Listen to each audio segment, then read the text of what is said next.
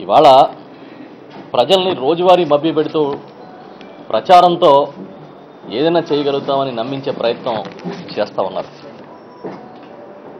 పోలవరం ప్రాజెక్ట్ని కేంద్ర ప్రభుత్వం నిర్మిస్తుందని చెప్పి విభజన చట్టంలోని సెక్షన్ 90లో స్పష్టంగా పేర్కొన్నారు. కేంద్ర ప్రభుత్వమే పూర్తిగా నిధులిచ్చి నిర్మిస్తుందని చెప్పి అది విభజన చట్టంలో పెట్టారు.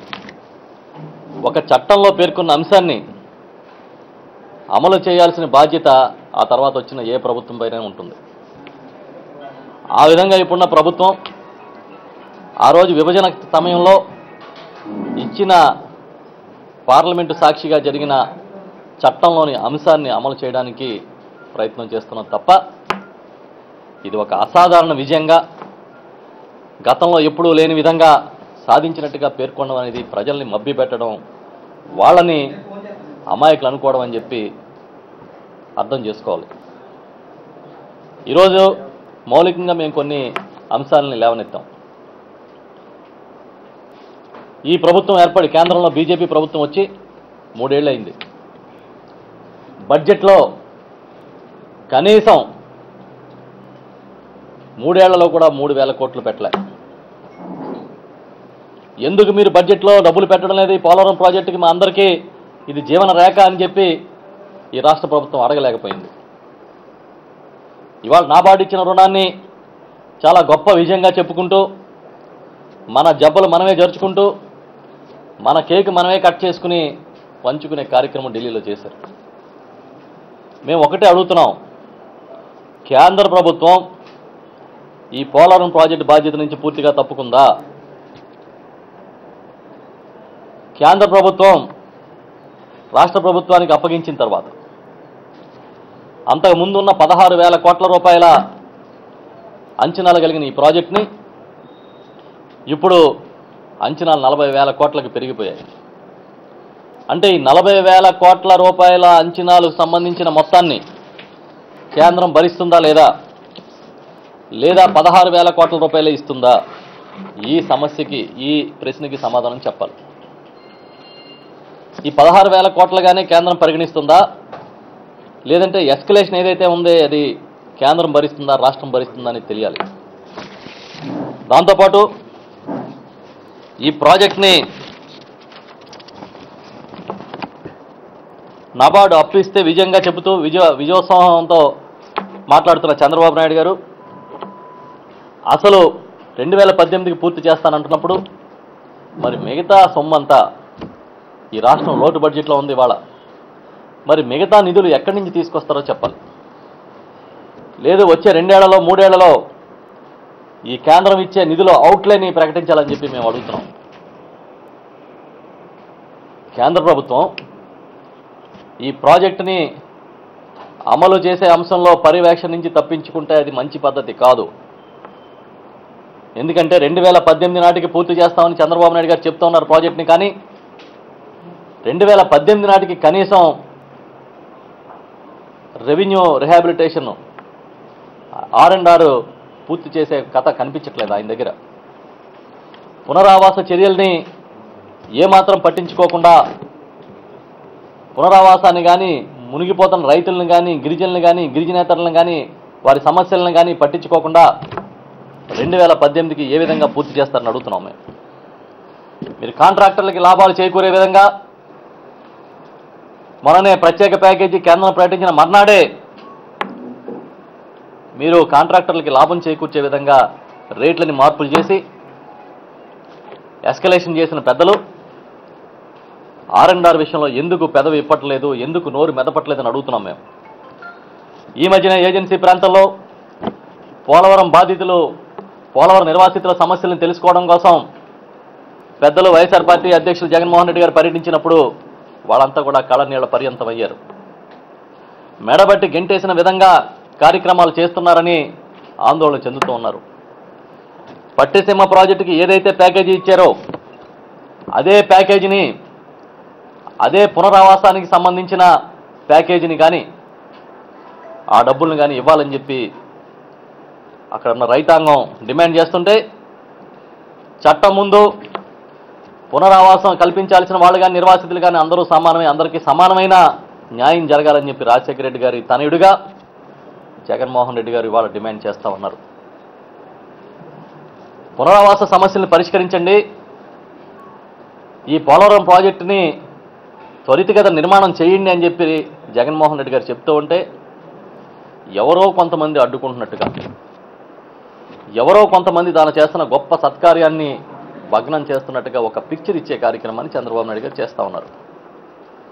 ఇప్పుడు కొత్తగా ఒకటి చెప్తున్నారు చంద్రబాబు నాయుడు గారు, నేను పోలవరం అనే ఒక కళ కన్నాను, ఈ కళని నేను సాకారం చేసుకోబోతా ఉన్నాను, ఇది నా జీవితాశయం అని చెప్తా ఉన్నారు. మేము వైఎస్ఆర్ పార్టీ నుంచి ఒకటి అడుగుతున్నాం, మీరు ఈ కళ ఎప్పుడు కన్నారు? మీకు ఈ కళ ఎప్పుడు వచ్చింది? పోలవరం కళ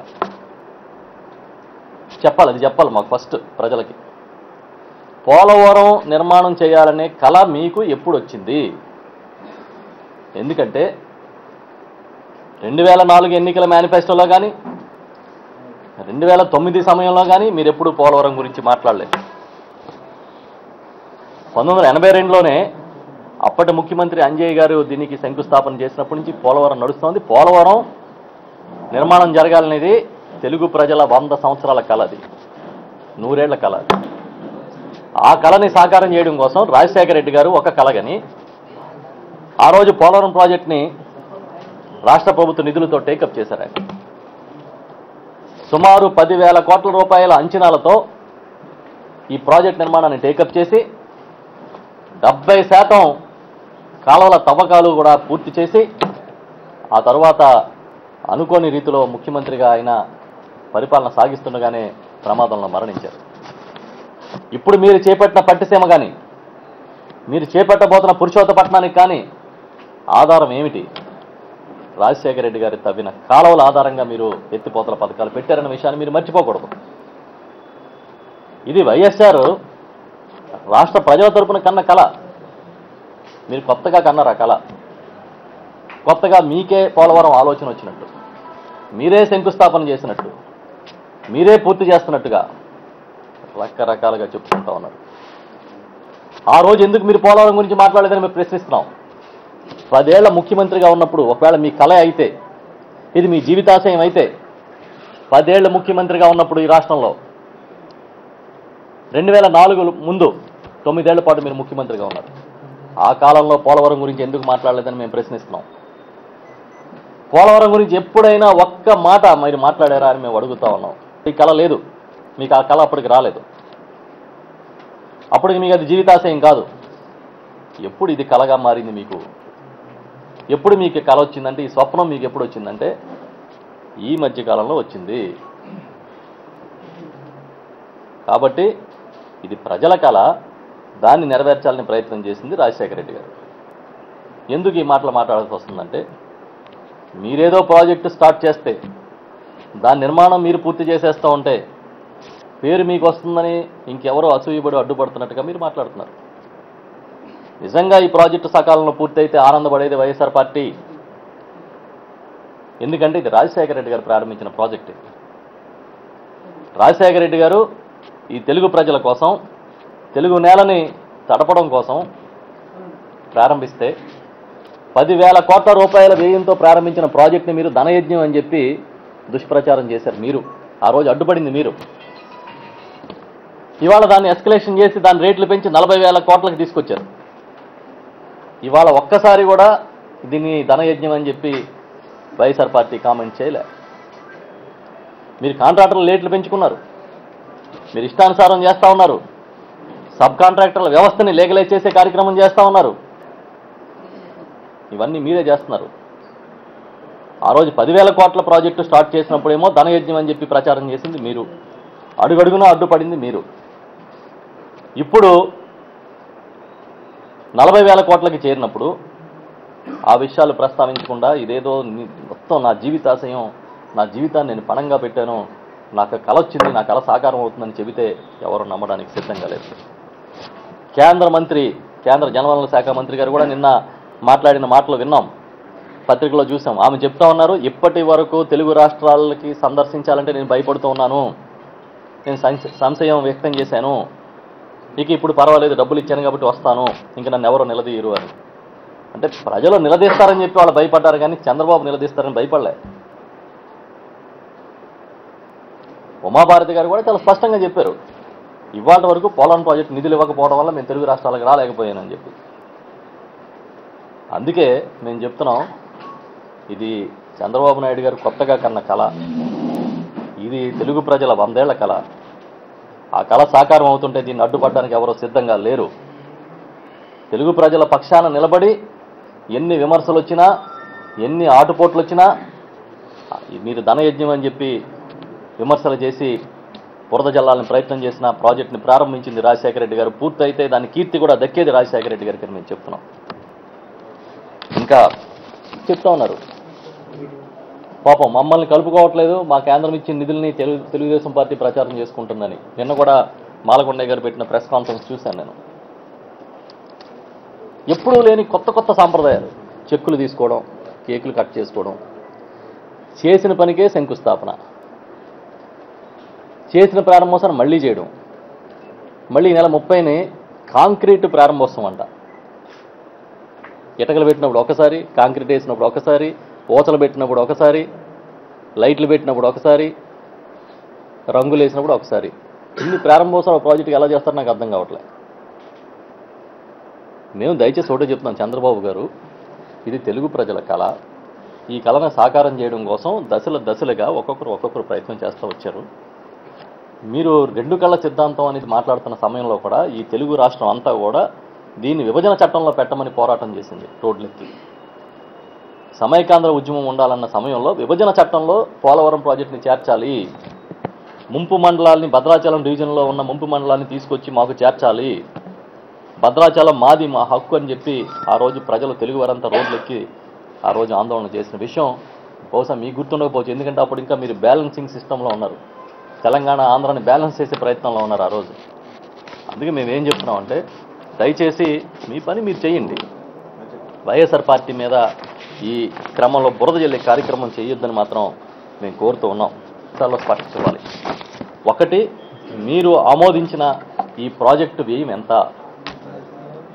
16,000 కోట్లే ఆమోదించారా, 40,000 కోట్లు ఆమోదించారా? 2018కి దీన్ని పూర్తి చేసే విధంగా ఉంటే 2018 నాటికి దీని నిధులు ఏ విధంగా చంద్రబాబు నాయుడు గారు సమకూర్చుకుంటున్నారని చెప్పాలి. మూడో అంశం,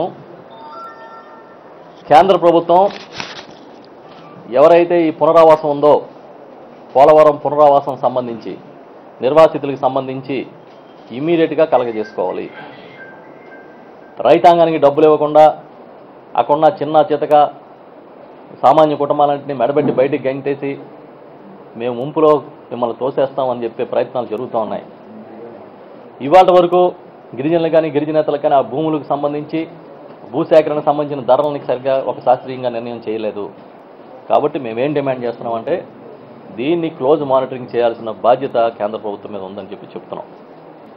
అంతేకాదు దీని నిధులు కూడా ఏ విధంగా సమకూరుస్తారు, మొత్తం మిగతా నిధులు అనేది కూడా చెప్పాలి. నాబార్డు ద్వారా రుణం ఇవ్వడం కాదు, బడ్జెట్లో పెట్టాలి. వచ్చే బడ్జెట్లో పోలవరానికి తగిన నిధులు పెట్టాలని కూడా మేము డిమాండ్ చేస్తున్నాం. ఇది వైఎస్ఆర్ పార్టీ భావన అని చెప్పి తెలియజేస్తూ, ఇంకా ఏం చేస్తూ ఉంది, అసలు ఉందా లేదా, ఉంటే పోలవరం ప్రాజెక్టు అథారిటీ బాధ్యత ఏంటి, రాష్ట్ర ప్రభుత్వం బాధ్యత ఏంటి చెప్పాలి, వెల్లడించాలి. అది కూడా పోలవరం ప్రాజెక్టుని నిర్మాణం చేయడం కోసం ఒక ప్రత్యేకమైన ఏర్పాటు చేస్తామని చెప్పి కేంద్రం చెప్పింది. ఆ తర్వాత చంద్రబాబు నాయుడు ఒత్తిడి చేసి దీని నిర్మాణం మాది మేం చేస్తాం అని చెప్పి రాష్ట్ర ప్రభుత్వాన్ని తీసుకుంటూ ఉన్నారు. అలాంటప్పుడు ఈ అథారిటీ ఏం చేస్తుంది? ఇప్పుడు అథారిటీ విధులేంటి, దాని పనితీరు ఏ విధంగా ఉండబోతుంది అనేది కూడా చెప్పాలని చెప్పి మేము కోరుకుంటూ ఉన్నాం.